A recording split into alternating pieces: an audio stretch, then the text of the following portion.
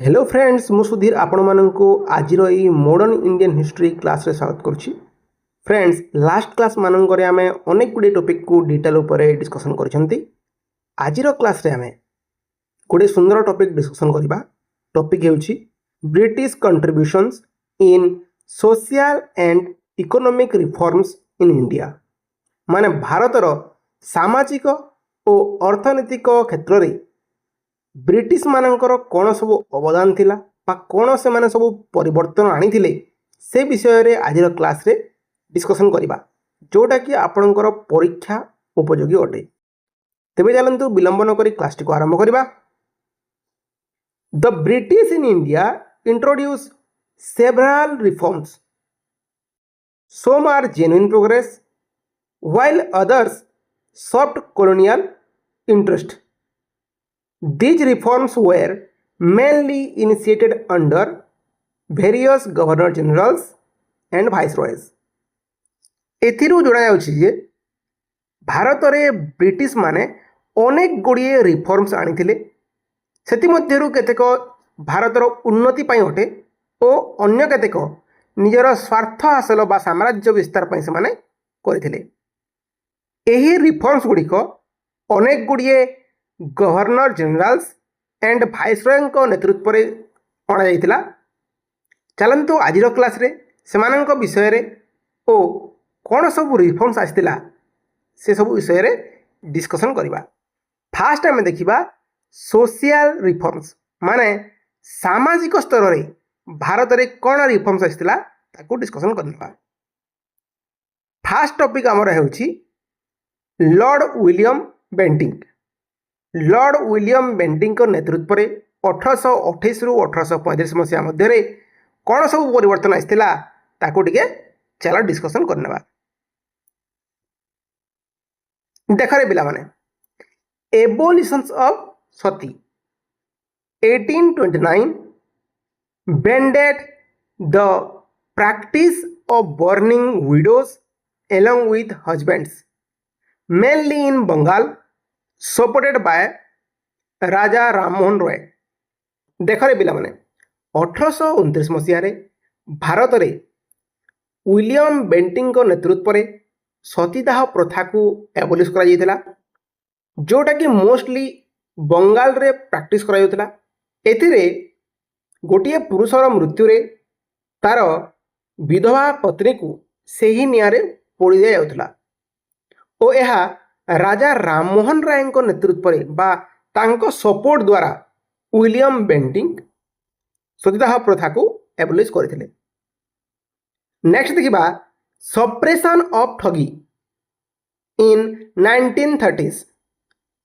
Action taken against professional robbers and murderers thugs in central India. माने 1830 मसीहा पाखापाखि मध्य भारत रे माने सेंट्रल इंडिया रे कौन होता अनेक गुड़िए प्रोफेशनल रोबर्स मर्डरर्स और ठग्स मान को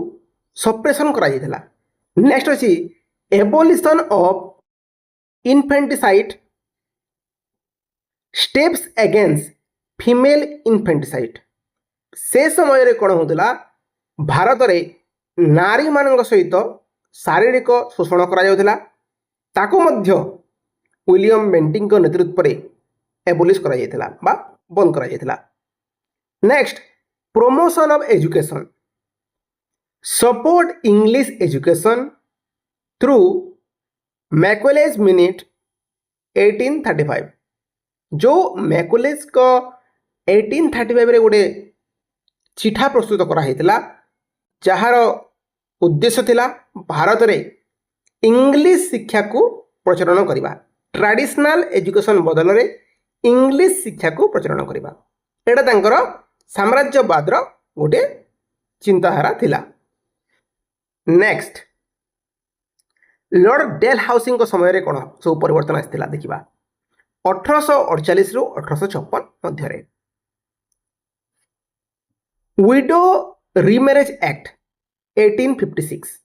legalized widow marriage inspired by Ishwar Chandra Vidyasagar in Bengal। माने ईश्वर चंद्र विद्यासागर जे कि बंगाल जड़े व्यक्ति थे तांकोठू इन्स्पायर है लॉर्ड डेलहाउसी 1856 मसीह विधवा विवाह प्रथा को लीगालाइज करथिले विडो रिमेरेज एक्ट को प्रचलन करथिले 1856 बुझीगला पिला माने। नेक्स्ट देखिबा educational reforms set of universities in Kolkata Bombay Madras in 1857 1857 मसीह भारतर विभिन्न स्थान जमीक कोलकाता बॉम्बे और मद्रास रे यूनिवर्सिटीज गुड़िक स्थापन करा। अच्छा पिला माने लास्ट क्लास रे मु तुमको भारत में ब्रिटिश मानकर शिक्षा क्षेत्र में कौन सब अवदान रही तार गोटे क्लास करी आपण मैंने यदि क्लास को देखी ना जाके देखीदे। Post and telegraph systems in 1854 modern communications network माने भारत में मॉडर्न कम्युनिकेशन नेटवर्क को स्थापन करने को जाकि 1854 मसीह डेल हाउसिंग को नेतृत्व में पोस्ट एंड टेलीग्राफ सिस्टम रो प्रचलन करा बुझीगला। नेक्स्ट आम देखा लॉर्ड रिपन 1880 रु 1884 known as father of local self government in India माने लॉर्ड रिपन को भारतर लोकल सेल्फ गवर्नमेंट रो फादर बोली ग्रहण करा जाए जनक बोली ग्रहण करा जाए। Replaced vernacular press act 1882 restored press reform Lord Ripon को नेतृत्व में कौन कराइला स्वदेशी जो समाचार पत्र को रिप्लेस कराइला बा बैन कराइला। Hunter commission in 1882 improvement of primary and secondary education Bharat में प्राइमरी और सेकेंडरी एजुकेशन रो इम्प्रूवमेंट करिया पाई डेल हाउसिंग को समय रे हंटर कमिशन रो गठन कराइला 1882 मसीह बुझीगला।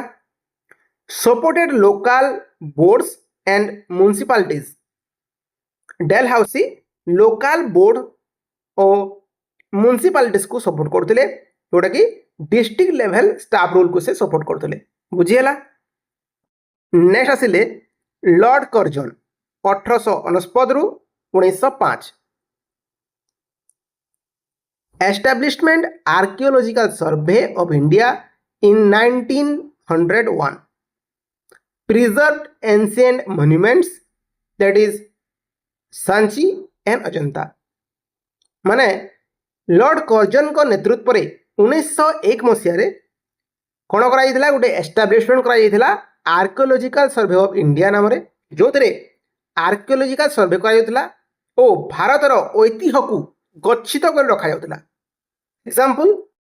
Sanchi and Ajanta past ancient monument preservation act 1904 से 1904 मसीह पास करथिले एंशिएंट मॉन्यूमेंट्स प्रिजर्वेशन एक्ट। आउ से कौन करथिले एजुकेशनल रिफॉर्म्स आनिथिले 1944 रे इंडियन यूनिवर्सिटीज एक्ट से लागू करथिले कि लॉर्ड कर्जन। नेक्स्ट आम देखा लॉर्ड हेडिंग सेकेंड 1910 रु 1916 लॉर्ड हेडिंग सेकेंड को नेतृत्व में ban on slavery 1911 in many princely state 1911 मसीह अनेक गुड़िए प्रिंसली स्टेट रो स्लेवरी को से बैन करथिले। Supported Indian participation in world war one through explorative it's created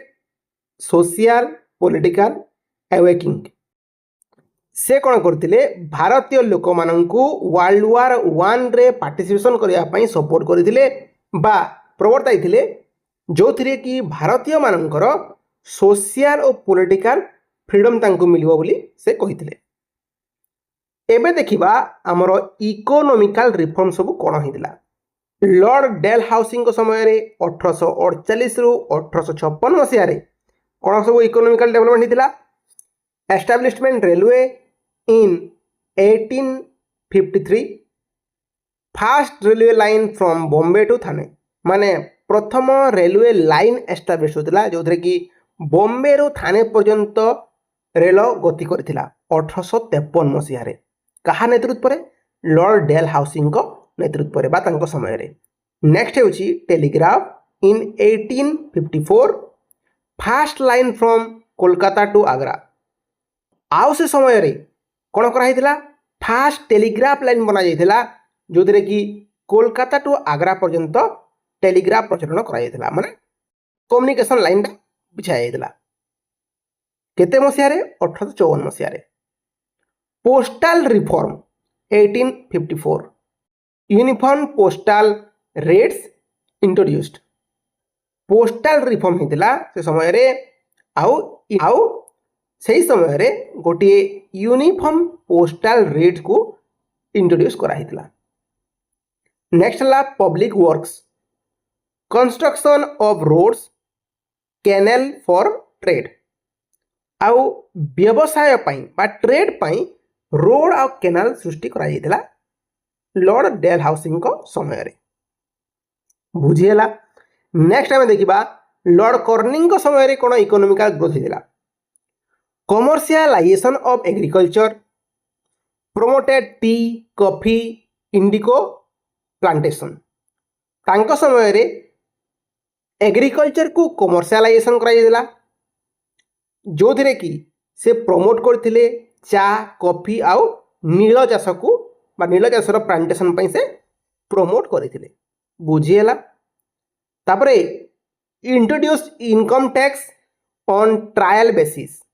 से समय रे लॉर्ड कर्निंग नेतृत्व रे इनकम टैक्स को इंट्रोड्यूस कराइथिला 1859 मसीह रे जोटा कि आपणकर ट्रायल बेसिस रे थिला establishment universities at Kolkata Bombay and Madras जोटा कि आम ऑलरेडी डिस्कसन कर देछे कि 1857 मसीह रे भारतर विभिन्न स्थान रे जेमति कि कोलकाता बॉम्बे और मद्रास रे कौन कराइथिला यूनिवर्सिटीज गुड़िक खोला जाइथिला तापरे लॉर्ड मायों नेतृत्व रे 1869 रु 1872 मसीहा मध्य कौन सब होइतिला Mayo college Ajmer in 1875 for education of prince माने राजकुमार मानक पाई 1875 मसीह रे अजमेर ठारे गोटे कॉलेज खोला जाइथिला statistical survey of India and department of agriculture setup तांको समय रे स्टैटिस्टिकल सर्वे ऑफ इंडिया और डिपार्टमेंट ऑफ एग्रीकल्चर को सेटअप करा जाइथिला initiated development of irrigation project आउ मध्य जल सेचन पाई विभिन्न प्रकार प्रोजेक्ट को डेवलपमेंट करा जाइथिला नेक्स्ट देखिबा लॉर्ड लिटन को समय रे 1876 रु 1880 मसीह रे कौन सब इकोनॉमिकल डेवलपमेंट होइतिला famine relief in 1877 through poorly managed he set up famine commission in 1878 माने फेमाइन रिलीफ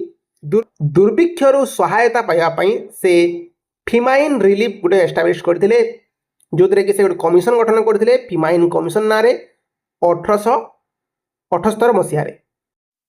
नेक्स्ट कौन करथिले cotton and wheat trade promoted with Britain Britain सहित कपा और गहमर ट्रेड पाई से पदक्षेप नहीं बा प्रमोट करथिले नेक्स्ट आसला लॉर्ड कर्जन को समय 1869 रु 1905 मध्य कौन सब होता railway expansion for British trade माने ब्रिटिश मानकर वाणिज्य व्यवसाय रेलवे को एक्सटेंशन करा जाइथिला irrigation projects Punjab canal colonies माने से इरिगेशन प्रोजेक्ट को भी एस्टाब्लिश करथिले तांको समय रे जार एग्जांपल होची पंजाब केनाल कॉलोनीज आउ से कौन करथिले cooperative credit societies act 1904 to reduce peasant indebtedness माने क्षुद्र चाषी मानकर ऋण को कम करिया पई से गोटे कोऑपरेटिव क्रेडिट सोसाइटी एक्ट गठन करथिले 1904 मसीह तापरे लॉर्ड हेडिंग सेकेंड को नेतृत्व पर कौन इकोनॉमिकल रिफॉर्म्स होता भारत में 1910 रु 1916 मसीहा भितर Banaras Hindu university 1916 foundation lead economic and educational माने बनारस हिंदू यूनिवर्सिटी फाउंडेशन गठन करा 1916 मसीह लॉर्ड हेडिंग सेकेंड को नेतृत्व पर नेक्स्ट देखिबा लॉर्ड चेम्सफोर्ड एंड मॉन्टेस्क्यू समय 1916 रु 1921 मसीहा मध्य कौन सब इकोनॉमिकल परिवर्तन आसाला ताको आमे देखिबा मॉन्टेस्क्यू चेम्सफोर्ड रिफॉर्म 1990 जोड़ा कि तुम मैंने समस्त जानी ऑलरेडी आम पढ़ी already dyarchy in province introduced Indian ministers for finance and agriculture etc से समय द्वैत शासन प्रथा को प्रचलन करते जद्वारा कि अनेक गुड़े क्षेत्र में मंत्रिमंडल गठन करा जमीती कि फाइनेंस एग्रीकल्चर इत्यादि expansion of railway industries and education तांको समय रे मध्य रेलवे को एक्सपेंशन करागला इंडस्ट्री गुड़िक एस्टाब्लिश है आउ एजुकेशन को आउे प्रमोट करा सो फ्रेंड आज एतिकी आज क्लास रे आमे क्यों गवर्नर जनरल बा भाइसरॉय नेतृत्व में भारत में कौन सब सोशल बा सामाजिक और इकोनॉमिकल बा अर्थनैतिक रिफॉर्म सब है ताकू डिटेल उपर डिस्कशन कले आई होप कि आपण मानू आज क्लास इंटरेस्टिंग लगी आपण मैंने अनेक गुड़े टॉपिक को भल भाव में बुझीपारे जदि भिडियोटी आपण मानू भल लगुच ताले वीडियो को टिके लाइक एंड शेयर करदे